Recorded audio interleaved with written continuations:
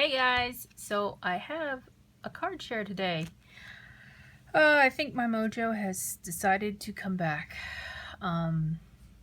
for a little bit, hopefully for a little longer because I have some things I still want to make. I have two Christmas cards that I want to share with you today, and they are both Magnolia cards. So this first one I created using some of my supplies from the Vintage Box 4 from Magnolia and a stamped image. This is one of the Christmas stamps that came out this year. And this A Merry Christmas comes from the Vintage Box stamp set. And it's stamped onto a tag that is from Lawn Fawn. And it's actually a set of 4 tags. The image from the Magnolia is actually die cut from an Avery Elle postage die. It's actually got a larger frame die in addition to this size and 2 tags, I believe, in it. And then I used the papers from the Vintage Box, as well as these ribbons are also from the Vintage Box. And then these little metal enamel, they're not enamel because they are metal. You can feel how cold they are to the touch, but these little metal dots are from Teresa Collins, I believe. Or no, My Mind's Eye, I think. I got them some time ago, but I am starting to run out of them, unfortunately. So there's 2 layers of paper here. All I did was just tear the brown one, and I edged everything and blended everything with a distress marker and one of those mini distress blenders. Trying to remember, this is Walnut Stain, the color that I used. And then this red ink is also from a distress pen or marker. This is the cherry? Something cherry. I don't remember the name exactly, but it's one of the red colors of distress ink. I just colored the what do you call it? The stamp with my pen and then stamped it down. So the inside is stamped. The sentiment is from a Mama Elephant stamp. It's like a vintage stamp set. And then, of course, this is the same ribbon I used from the Magnolia Vintage Box. And it's just in here with a double-sided foam tape, sorry. So that is the first card, and I'll just show you, if you haven't seen the Vintage Box 4, this is the magazine it comes in, and then the stamp sets. I actually took what do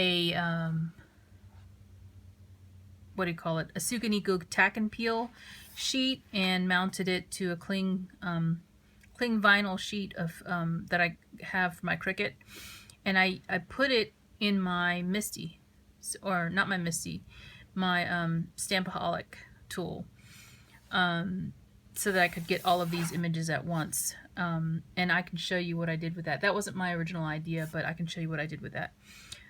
So these are the stamps that are in the set you get with the Vintage Box 4. I don't know if you can still get this anywhere, but you can see there's a little Santa stamp. They're all Christmas themed, or New Year. That one's New Year. And then here's the other ones in the set. This one is supposed to be the North Pole, I believe, because it's on the cover of the book, and it actually says North Pole in there. And then you get a deer with the antlers separate, and then you get the Santa Claus right here, and then this tag. So those are the stamps that are in the set. And then these are also the dies that you get, and this is the cutout for, see this little dome looking thing? This is the cutout for this one right here, and the reason I have it is because I used it on my next card. So that is what I used for that card. And then the second card is actually for my pink lovers. This one is another Magnolia stamped image. I colored both cards with my Copics. And this one I went a little bit different. I used some pink gingham. But for this image, I framed it in several layers of this die cut. It's probably about 6 or 7 layers of this alone to build up the frame that goes down in here. And you can kind of see it if I turn it to the side, there's a shadow. That's because I glued them all together with my fine tip of my Scotch Quick Dry. And I don't believe the company that makes these tips is still in business, but they used to sell the bottles with the tips on them, and all I did was take unscrewed the lid of my Scotch Quick Dry and replaced it with the lid of the bottle that they had, because it came with a little bottle that was refillable. Instead of doing that, I just put it on here. There are other manufacturers that have something like that, but just thought I'd show you, because this little side here, or if I show you it here, you can see how narrow that is. You need a fine tip glue pen to do that. And then I covered some of it with the Nuvo crystal drops, because this actually will stay dimensional. It won't flatten out like regular glitter glue does. And you can actually see, if I bring it closer, you'll see a like a crackling effect. I don't know what happened there, but there's a crackling effect in it, and I can show it to you closer once I open the card. I decided to cut out the card front and place the dimensional piece on the inside of the card, and then just ran this vellum here that I white heat embossed. And the white that I used is for stamping with Versamark, and then I used the white detail embossing powder from Simon Says Stamp. I do like it. It's shiny, and this is really thick vellum too. I bought this vellum from the Paper Temptress when I bought some Copic paper, and then I just have some sequins spread all over it here. I used the Ranger Multi-Medium Matte to stick down my vellum piece as well as the sequins so they won't fall off. And then this is just some ribbon that I got from, I think it was from Michaels. Yeah, this is some of the Aria ribbon, and I tied a little reindeer here because the Tilda is holding a little tiny reindeer. My friend also likes teeny tiny things, so if you haven't guessed who it's for, you may have by now. She likes pink and these little teeny tiny things, so since she's holding a little reindeer, I figured I would just tie one of these charms on here with some of the twine. And then here's the inside of the card. Excuse me. And if I show you up close, you can see that I made it look like it's snow. But yeah, this kind of looks like ice cracking because of the little crackles in it. I don't know what happened. I really didn't intend on that to happen, but you know, happy accidents, I guess, right? So that is my 2 Christmas cards that I wanted to share with you today, and hopefully I will get more crafting in now that I have some vacation time coming to me. And I hope you all have a great weekend, and next week you get some time off for Christmas and after Christmas, and I will hopefully be crafting. Talk to you guys soon. Bye for now. Hey guys, so I thought I'd come back and share with you that little, I guess, tip or way I've figured out how to mount my stamps. Normally, people, when they get a sheet of rubber stamps that is not on the foam, they'll go out and buy the Easy Mount, and then they'll sit there and cut out all of the stamps on the Easy Mount.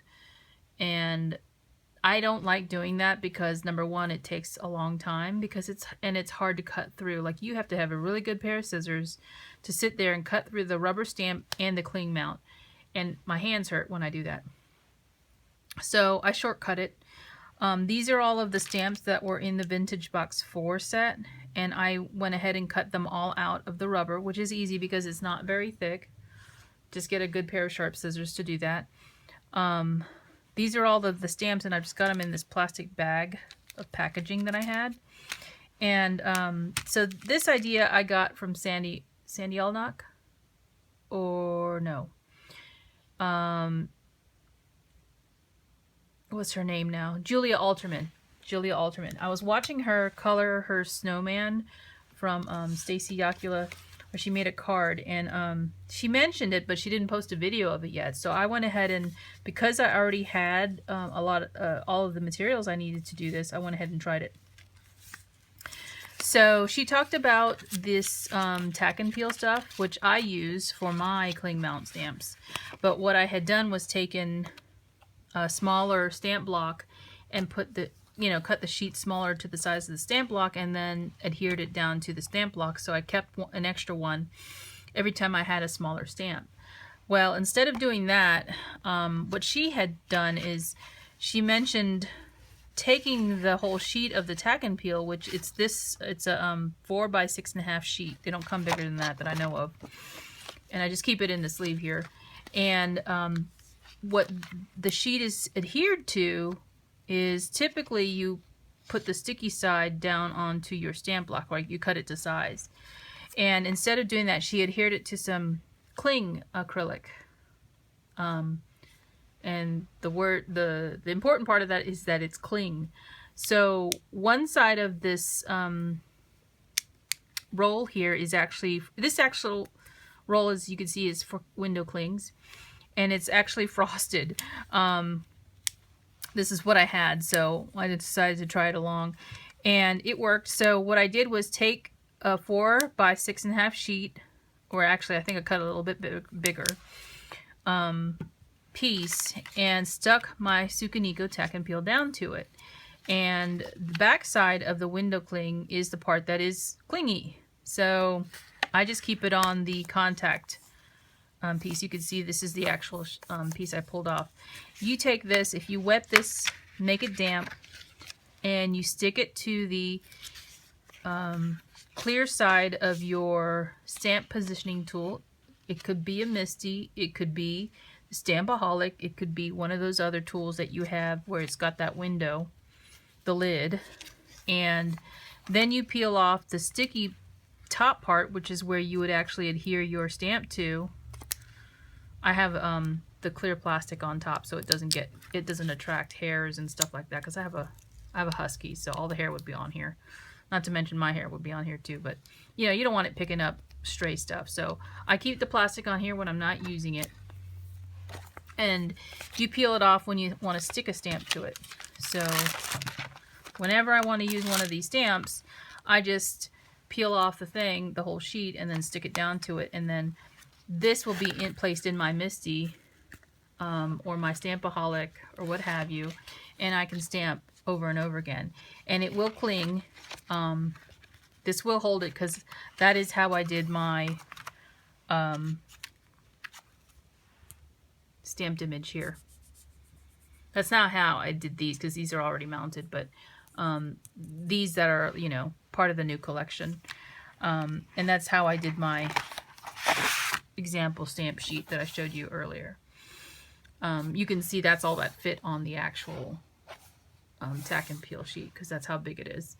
So I just wanted to share that with you if you were wondering how you could, shortcut doing all of the cling mount stuff.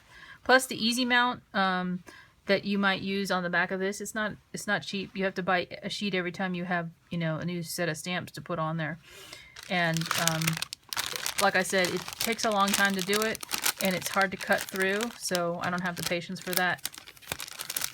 So I shortcutted my my work there. So I just keep my stamps in a bag like this, and I keep all of my Magnolia boxes together in these folders. These are folders that I found for, I think these were $1 or $1.50 at Office Depot. But I keep them all in these little individual plastic envelopes, and these can fit in a binder because these have holes. You can find them without the holes too. But what else is in here is one of those Crafter's Companion magnet sheets. So the dies are actually stuck down to the magnetic sheet. If you had cling stamps, you could put them on the other side, because that's what the other side is. I don't have them for this doohickey because it's a doohickey volume. It's just dies. And so, yeah, that's kind of a little tip for you if you were wondering. So thanks for watching. Talk to you later.